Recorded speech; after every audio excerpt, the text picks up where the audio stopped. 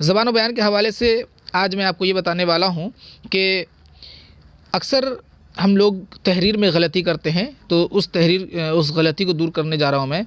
देखिए, मीम के बाद अगर जीम, चे, हे, खे, मीम और गोल हा, जिसको हाय हव्वस कहते हैं, अगर मीम के बाद ये सब हर्फ आ जाए, चाहे वो सालिम शक्ल में हो या फिर टूटी हुई शक्ल में हो, तो मीम का ये जो गोलाई है ऊपर वाला, ये ऊपर से घूमेगा, नीचे से नहीं।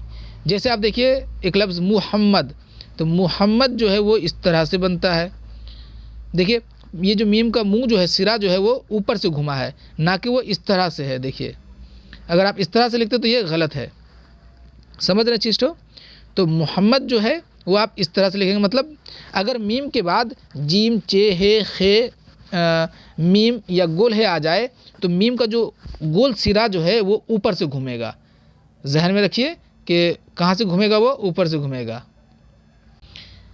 जैसे मजबूर, देखिए मजबूर, देखिए मजबूर इस तरह से होगा, मीम का सिरा जो ऊपर से होगा। जैसे महारत, तो महारत, तो ये भी ऊपर से घूमेगा। जैसे महान, तो ये देखिए इस तरह से ऊपर से घूमेगा।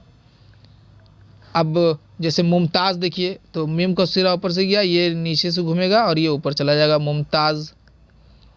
तो उम्मीद है कि आप समझ गए होंगे कि अगर मीम के बाद अगर जीम आ जाए या हे आ जाए या चे आ जाए या खे आ जाए या मीम आ जाए या गोल है आ जाए, तो आपको मीम का जो सिरा है वो ऊपर से घुमाना है, ना कि नीचे से घुमाना है।